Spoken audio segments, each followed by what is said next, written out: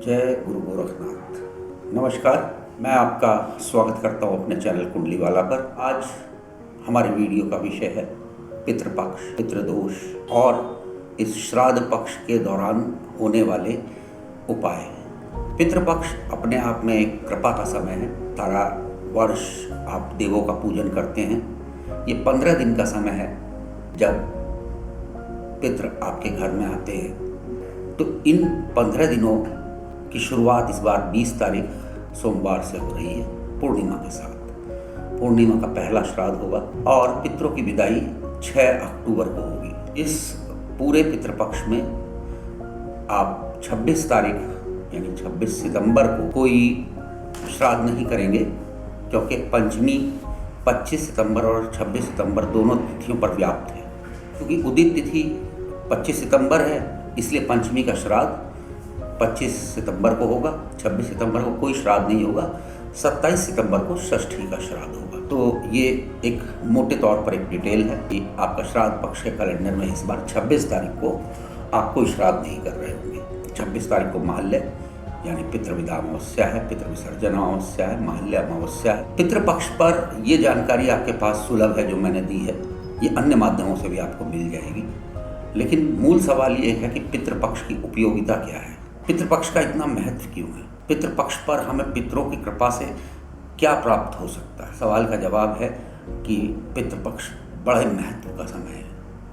पितृपक्ष पर आप अपने जीवन में सब कुछ पाने के उपाय कर सकते हैं। पितरों की कृपा से सब कुछ संभव है। वहीं पितरों की कृपा रुक जाने पर बहुत सारे, आपको कहीं कहीं आपने सुना होगा, बहुत सारे लोगों ने कहा होगा या कहीं कभी जिक्र आया होगा कि आपके पितृ कुपित हैं। पितृ कुपित नहीं होते, पितृ नाराज नहीं होते।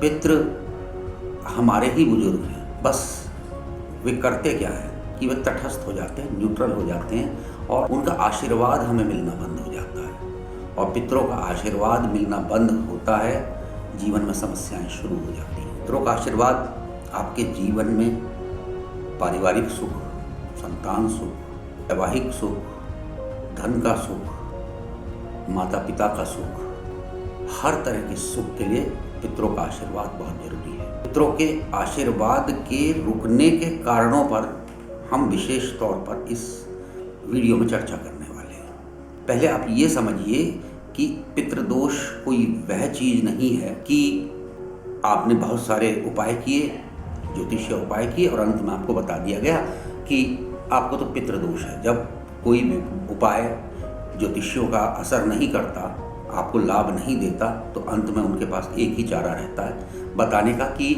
आपको पितृदोष है। और फिर उसका एक ही निदान उनके पास है कि अमावस्या पर गंगा जी में स्नान करें या अमावस्या पर पितरों के निमित्त भोजन निकालें और दान करें, वस्त्र का दान करें। पितृदोष ऐसी चीज़ नहीं है। पितृदोष हमारे दैनिक जीवन से भी लगता है। पितृदोष कुंडली में भी नजर आता है और यदि कुंडली में पितृदोष है तो ये प्राथमिक तौर पर नजर आ जाता है। सूर्य आत्मा का कारक है, पिता का कारक है, पर्सनैलिटी का कारक है, पितरों का कारक है।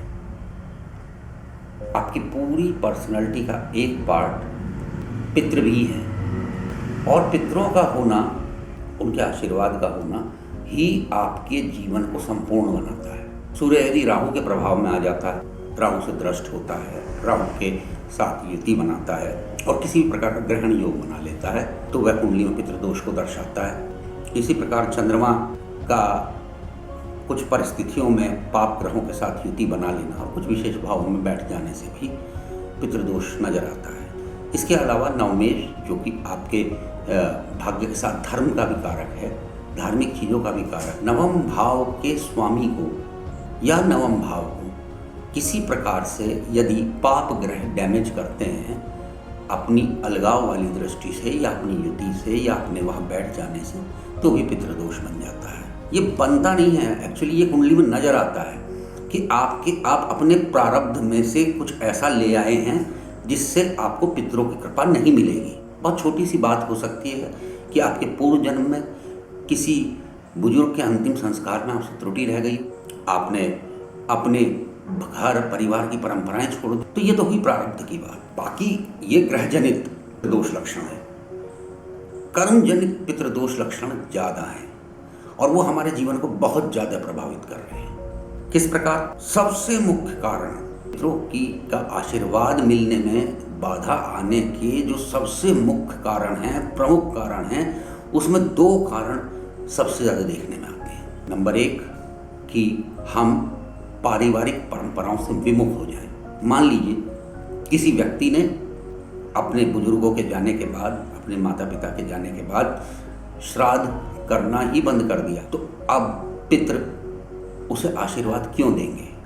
ऐसा अक्सर देखने में आता है कि आने वाली पीढ़ी, वर्तमान पीढ़ी या नई पीढ़ी श्राद्ध कर्म बंद कर देती है। इस तिथि पर किसी बुजुर्ग का गोलोक गमन हुआ है, उस तिथि पर श्राद्ध होता है और बहुत सारे लोग, जीवन भी कुछ इस तरह आपाधापी का हो गया है, भागम भाग का हो गया है कि जिसमें श्राद्ध कर्म जैसी चीज़ों के लिए समय नहीं होता, तो श्राद्ध कर्म बंद कर देना भी अपने आप में पितरों की कृपा का रास्ता बंद कर लेना है। इसके अलावा घर में नई परंपराएं शुरू कर देना या पुरानी जो परंपराएं चली आ रही हैं उनको बंद कर देना। पुरानी जो परंपराएं चली आ रही हैं वो हमें विरासत में मिली हैं, वो हमारे बुजुर्गों से मिली हैं, हमारे पितरों से मिली हैं। अब मान लीजिए कि किसी पर्व पर किसी के यहाँ विशेष तरह का भोजन बनता है। दशहरे का एग्जाम्पल लेते हैं। दशहरे पर बहुत सारे लोगों के घर में पक्का भोजन बनता है, पूरी बनती है। बहुत सारे घरों में कच्चा भोजन बनता है, दाल बनती है, चावल बनते हैं, रोटी बनती है। अब ये एक परंपरा है, इसमें परिवार में एक नई बहू का आगमन हुआ और वह इस परंपरा को जारी नहीं रख पाई, या जीवन कुछ इस तरह का हो गया कि हम उस परंपरा को जारी नहीं रख पाए। तो इतना तो हम कर ही सकते हैं कि अपनी मजबूरी बताते हुए पितरों से माफ़ी मांग लें। मैं अपनी इस मजबूरी के कारण श्राद्ध नहीं कर पा रहा हूँ, या अपनी इस मजबूरी के चलते मैं पितृकर्म नहीं कर पा रहा हूँ, पितरों को धन्यवाद नहीं दे पा रहा हूँ, उनका स्वागत नहीं कर पा रहा हूँ। इतना तो हम कर ही सकते हैं, खास तौर पर उन तिथियों पर। मैं इसका उपचार भी बताऊंगा, तरीका भी बताऊंगा। यदि आप परंपरा का पालन नहीं कर पा रहे, आप इस चैनल को सब्सक्राइब कर लीजिए, क्योंकि ये जानकारी आपको कहीं नहीं मिलेगी।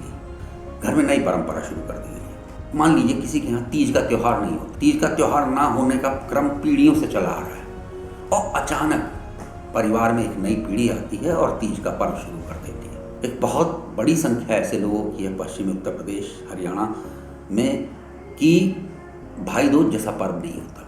नई पीढ़ी आई, नई परंपराएं शुरू करी, भाई दूज का पर्व शुरू कर दिया। पितृ इसे अच्छा नहीं मानते। यदि आपके यहाँ कोई त्यौहार नहीं मनाया जा रहा है या कोई परंपरा जो चली आ रही है वह हमारे पितरों की विरासत है, यदि हम उस विरासत से मुंह मोड़ लेंगे तो हमें आशीर्वाद कैसे मिलेगा? इसी तरह पितरों के आशीर्वाद न मिलने का एक बहुत बड़ा कारण कब्रों का पूजन है। पितृदोष का सबसे बड़ा कारण, प्रमुख कारण, मैं मजारों पर मत्था टेकने को मानता हूँ।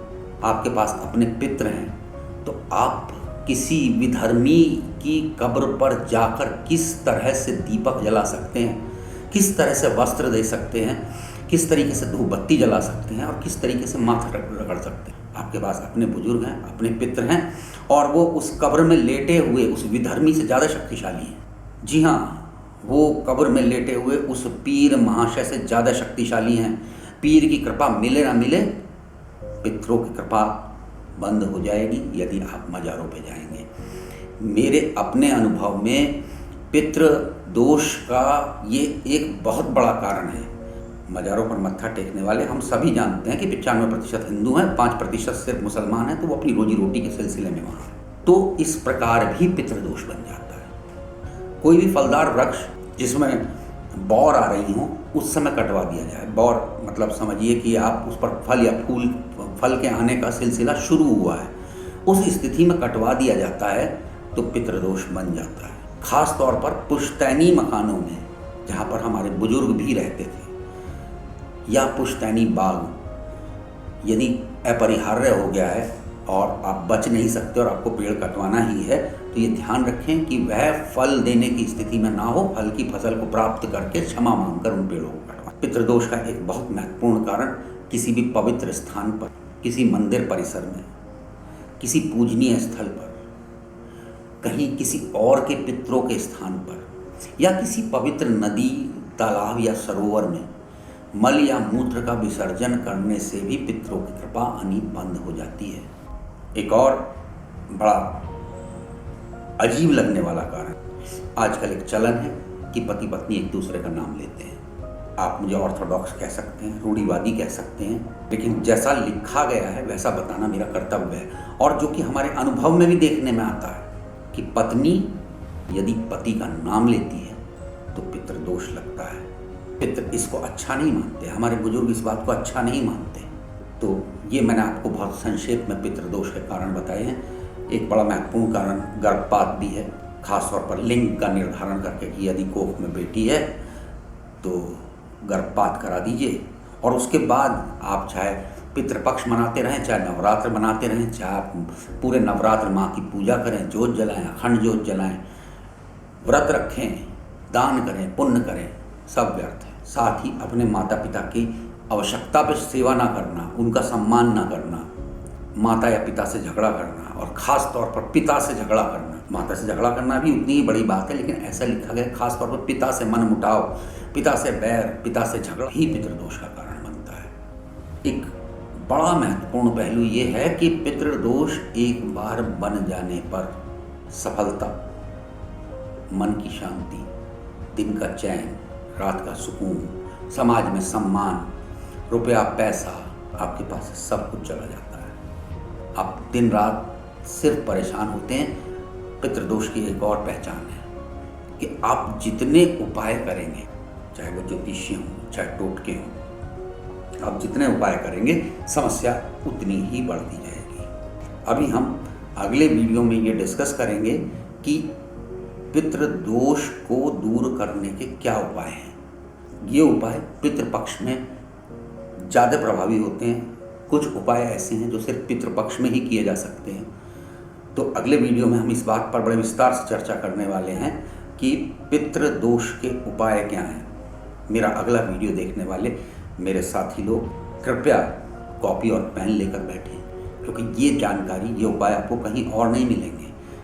आप इस चैनल को सब्सक्राइब कीजिए, लाइक कीजिए, शेयर कीजिए। यदि आपकी कोई जिज्ञासा है तो कमेंट सेक्शन में डालें, हम उसका जवाब देने का प्रयास करेंगे। जय श्री बाबा।